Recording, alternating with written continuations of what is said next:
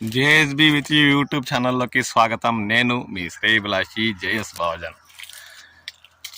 ఉమ్మడి చిత్తూరు జిల్లాలో మామిడి దిగుబడులు అనే కార్యక్రమంలోకి స్వాగతం. మామిడి సీజన్ చివరిలో వచ్చే నీలం రకం మామిడిపై రైతులు చాలామంది ఆశలు పెట్టుకున్నారు. ఈ ఏడాది సీజన్ ప్రారంభంలో టేబుల్ రకాలైన బంగినపల్లి, మల్లిక, ఇతరత రకాలు సీజన్ ప్రారంభంలో టన్ను 50,000 పైబడి అమ్మకాలు సాగించిన విషయం తెలిసిందే. అయినా రాను రాను దాదాపు వారం 10 రోజుల్లోపే సీజన్ ప్రారంభమైన వారం 10 రోజుల్లోపే సగానికి సగం తగ్గుముఖం పడుతూ 20 నుండి 30,000 రూపాయలలోపే అమ్మకాలు సాగించాయి కూడా. ఆ విషయం కూడా మనకు తెలిసిందే. సీజన్ చివరిలో వచ్చే నీలం రకం మామిడి మాత్రం ఈ ఏడాది రైతులకు కాస్త మేలు చేకూరుస్తున్న వారి ఆశలపై నీళ్లు చల్లేలా తిరుపతి జిల్లా పాకాల మండలం దామల్జూరు మ్యాంగో మార్కెట్లో గురువారం వరకు కూడా నీలం రకం మామిడి ఇతర రాష్ట్రాల వ్యాపారస్తులు టన్ను నాణ్యత కలిగిన కాయలు 18,000 నుండి అత్యధిక ధర టన్ను 25,000 వరకే కొనుగోలు చేసినట్లు స్థానిక వ్యాపారులు పేర్కొంటున్నారు.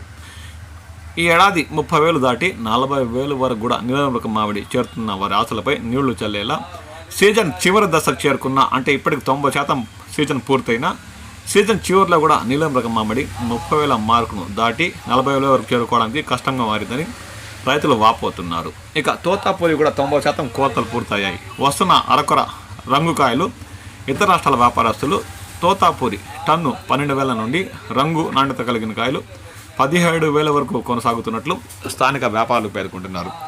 దాదాపు గత నెల రోజుల నుంచి ఈ తోతాపూరి రకం 10,000 నుండి 16,000-17,000 లోపే కొనసాగుతుందని, ఏమాత్రం ఈ 20,000 రూపాయల మార్కును చేరుకోలేదని స్థానిక వ్యాపారస్తులు పేర్కొంటున్నారు.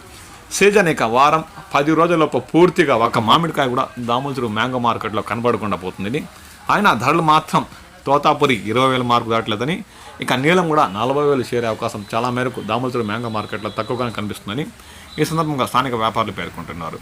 మీ ప్రాంతాల్లో ఇంకా నీలం, తోతాపురి తోటల్లో ఏమాత్రం ఉంది, వాటి ధరలు ఏ విధంగా అక్కడ అమ్మకాలు సాగిస్తున్నాయి అన్న విషయంపై మీ విలువైన అభిప్రాయాలు పంచుకోండి. నేను మీ శ్రీభిలాషి జేఎస్ బావజాన్.